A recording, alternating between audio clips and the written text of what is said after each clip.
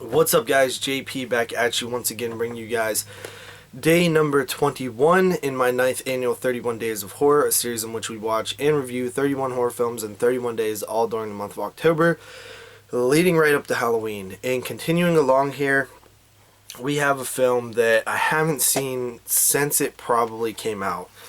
I'm talking about 2010's Piranna. This is the remake, the second remake actually, of the Roger Corman Piranha from the 70s, which was like a Jaws type ripoff. This film initially came out in 3D. I don't have the 3D version nor a 3D TV to play a 3D version. But yeah, this is directed by Alexander Aja, which is very weird that he directed this. It was Dimension Films production. It basically follows a young kid who, I think he's 17, and in his town there is a spring break going on. His mom's the sheriff.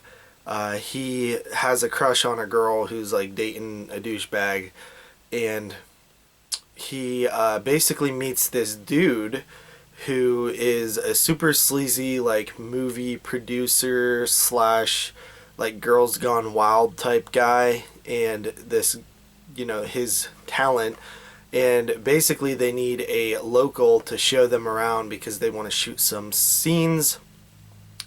This kid takes the job, but he's supposed to be watching his little brother and sister, so he leaves them home and he goes on this job with this dude, and the girl that he likes tags along, and essentially a cavern or some sort of underground like vault type thing is opened with an earthquake, and a bunch of these like prehistoric piranhas come out and basically wreak havoc. Meanwhile, there's like all these spring breakers there, so it's an absolute bloodbath in the end. That's the story.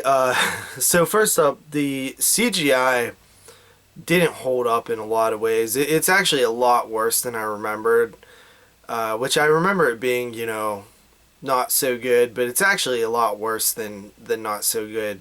The CGI is extremely dated for this film, and there's a lot of it in this one, from the piranhas to even like some of like the underwater stuff looks incredibly fake.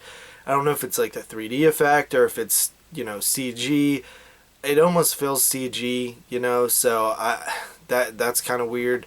And then the like other just things are CG looking.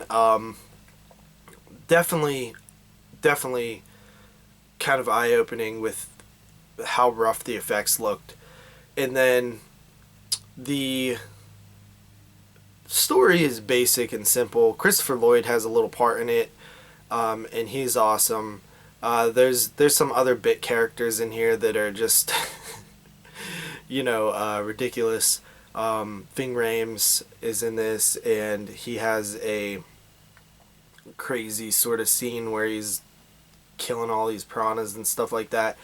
The actual attack was pretty decent. Like there are some good moments of piranha action. There's some practical effects in the big like sort of climax of the movie. There's a lot of blood, and Eli Roth has a little part in this. And there's some good kills. What's her name? Gianna Michaels, the porn star. She she has a really funny death. But yeah, this movie is designed as a B movie. Like, you're not supposed to take it super serious. It's supposed to be, you know, the triple B's: boobs, blood, and beasts, essentially. And it's basically taking what Corman's was and doing it in a sort of tongue-in-cheek way. I just wish the CGI wasn't so rough. If it wasn't so rough, I think this movie would be a lot better. But it's still a pretty enjoyable, easy watch. And I gave it a 7 out of 10. So that is Piranha 2010. Thanks for watching. Peace out, guys.